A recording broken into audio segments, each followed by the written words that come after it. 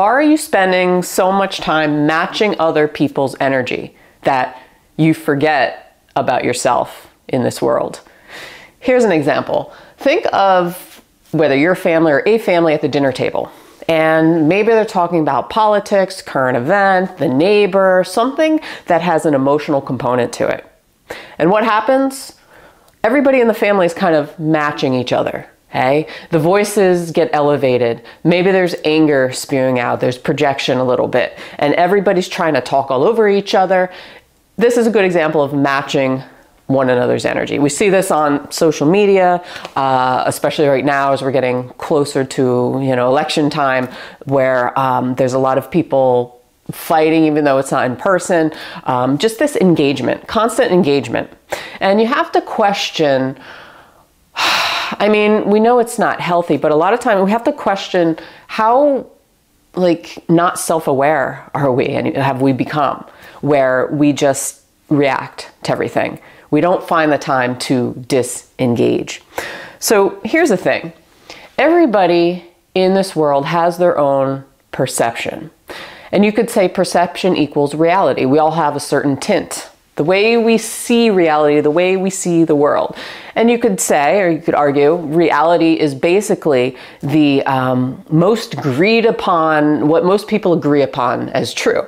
So here's an example, say a chair. Most people, let's say if you have 10 people, most of those people are gonna say that is a chair. It's a solid object, you sit on it. But there's that one person that may say that's not a chair. Okay, it's vibrating particles. It's not a chair, it's not real. So could we say that either is wrong, right, wrong, who's right, who's wrong, right? We agree upon this is a chair that we sit on in our own perception of reality, but science says and physics says or whatever says that it's not really solid. So both people are kind of right, depending on the way you think about it. And you could open up a lot of wormholes and a lot of, you could just go forever on and on arguing over these two things. Oh, well, it's not solid. Oh, but I see it as solid and I'm sitting on a chair right now and it feels solid to me. So that's my truth, that's my reality. So this is kind of what's happening right now in the world, where we have different people experiencing different things and wanting to prove the other person wrong. What is the thing about proving other people wrong? But the thing is, we forget to disengage. We're just fighting fire with fire. Think of a mirror, okay? I was in, last week I was in Pittsburgh and I went to a Museum of Illusions where there was a lot of strategically placed mirrors in certain areas that made your eyes see something that wasn't there or see something not as it truly was. And then you go behind the scenes and you see, oh, it's just a bunch of mirrors, but to my eyes, my perception is that this is real, So it's kind of like we're staring in the mirror because we know that everything is a reflection.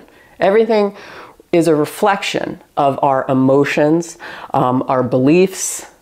Everything is a reflection. So it's almost like we spend so much time, we waste so much time shouting at ourselves in the mirror.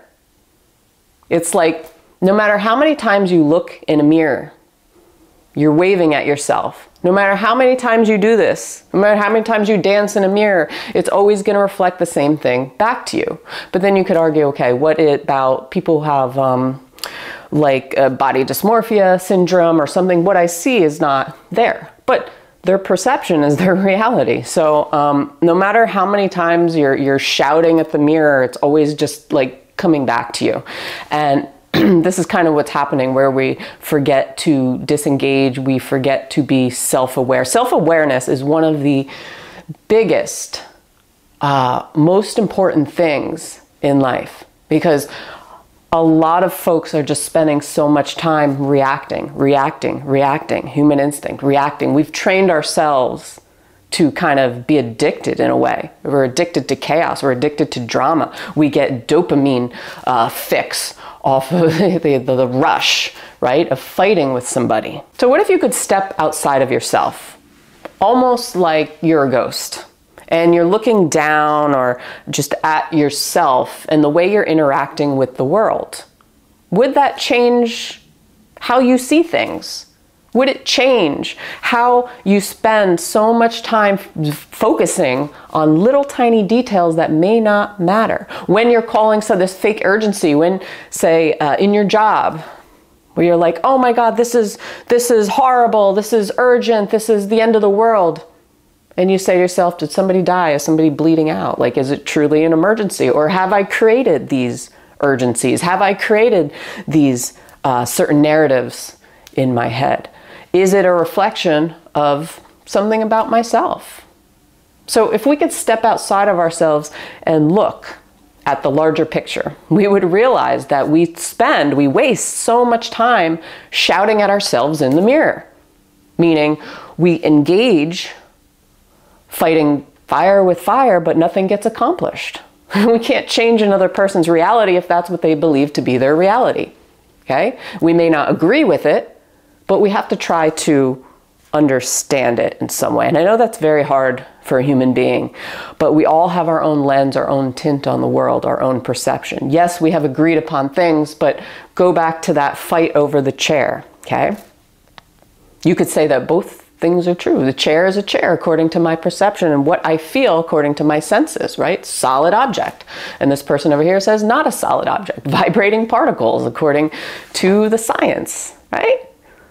So anyway, I just want us to be more self-aware. I want us to think before we speak, take a step back, take a step out of yourself.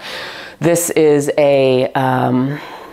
it's a really important time to be self-aware and make sure that we're not just feeding off of or picking up on other people's emotions, right? Like that dinner table with your family, that you're not just shouting over each other, because nothing's going to get accomplished. Nobody's going to prove their side, right? That's just an ego trip.